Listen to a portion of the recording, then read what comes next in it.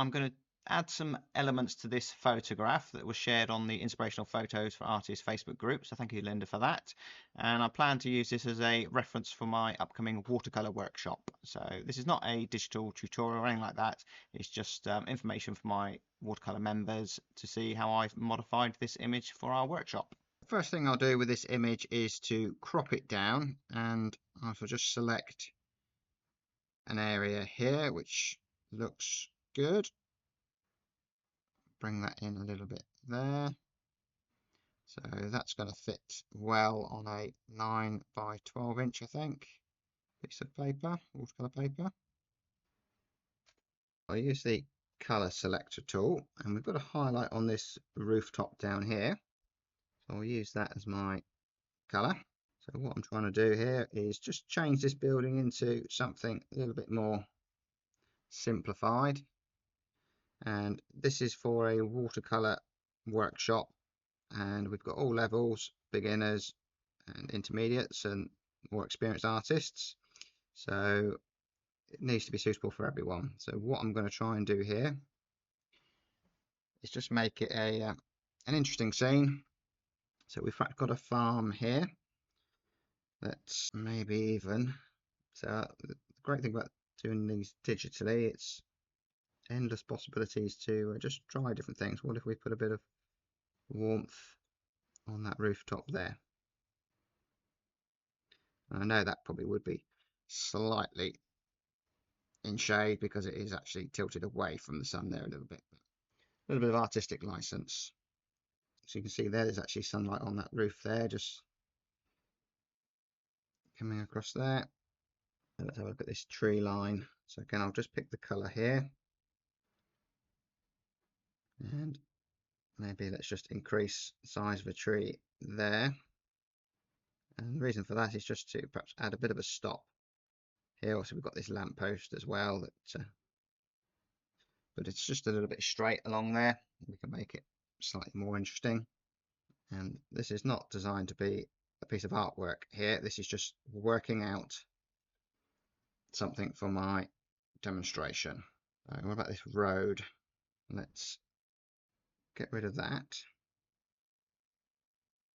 And we'll have this road perhaps leading us into the scene.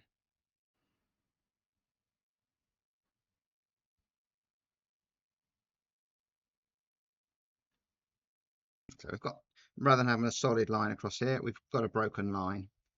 Figure walking over here is a little bit distracting, so we'll get rid of that one. All right, you're gone. Maybe a little bit more sunlight coming through those trees.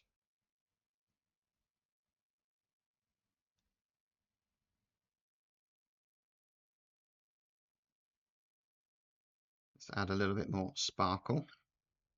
Clean this up. And that's what I'm trying to do, is just make this scene as simple as possible to ensure we have success in the workshop. But we don't want anything too complicated. And a lot of this I do in my head as I'm painting. But obviously to do a workshop, I've got to try and explain what I'm thinking. So let's just get rid of some of that. Thinking of things to add. Put some life in the sky there. Some fence posts. Again, it's an aid to lead us into the scene. Some cattle, as we've turned it into a farm.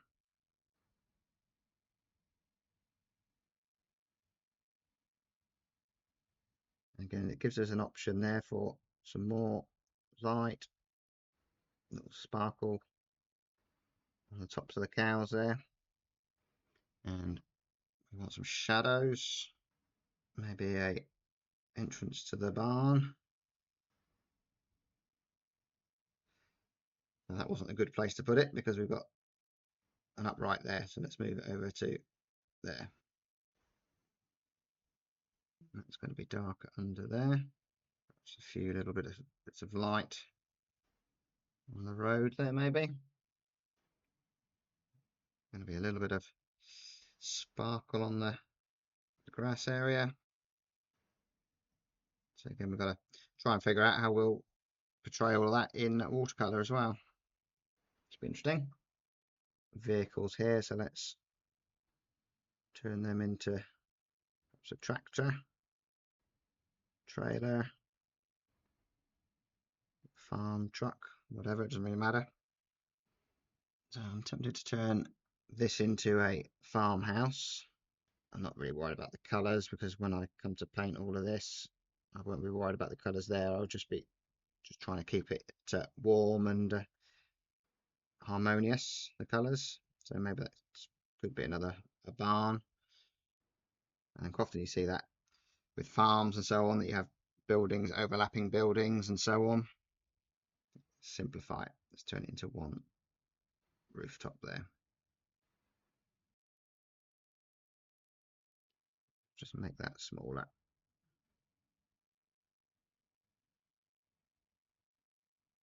Put a tree there. Big tree.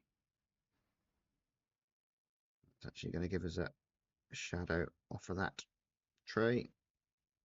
So that's kind of the issue when you start playing about adding shadows and so on, that we might need to add them all over the place.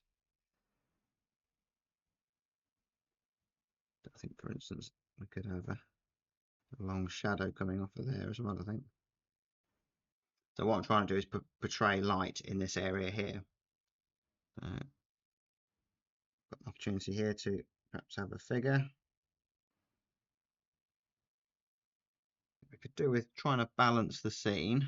So I should just have a go at maybe turning that upright into a big tree, something like a Californian redwood or something. Got one not far from where I live here, and that just towers above everything. And that also gives us an opportunity when we're doing the painting. We'll add a little bit of white gouache to pick a bit of light off there, light and dark. So here's my thoughts for the painting. The area of interest is here, the sky with all the interesting clouds, and we've got the strongest contrast of light and dark against here. So we need to get that looking good. Overall, nice warm color harmony, and an area. You need an area on your painting for the eye to rest, which is over here. There's nothing going on, so that will just be a wash of watercolor.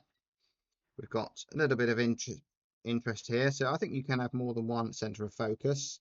That your eye will probably look at the sky first, which is going to be interesting. So the eye will travel in this direction to here, where it's all going on, and then we come down here to this figure, and then along the cattle here, this pole takes us back up, and then we've got this line that takes us back into the scene, back to here.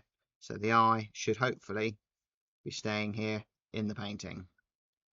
That's how it should work, hopefully. There we go. We took this image, which was, a nice image on its own, and it would possibly be okay for a painting, but I just wanted to just modify it, and we've now added a figure in there. We've added perhaps some nice elements of light hitting the tops of the buildings. We added the cattle there for just some more interest in the scene, but not much in the way of change. And just simple basic shapes that hopefully will be achievable for us on the workshop. So there you go, there's a little bit of insight. If you're new to this channel, please do hit the like and subscribe. I will do some digital tutorials once I've got to grips with all the tools and so on, but that'll take me some time. So mainly on this channel I'll be talking really about ideas I have for traditional art paintings and what changes I'll make to photographs and so on. So there we go.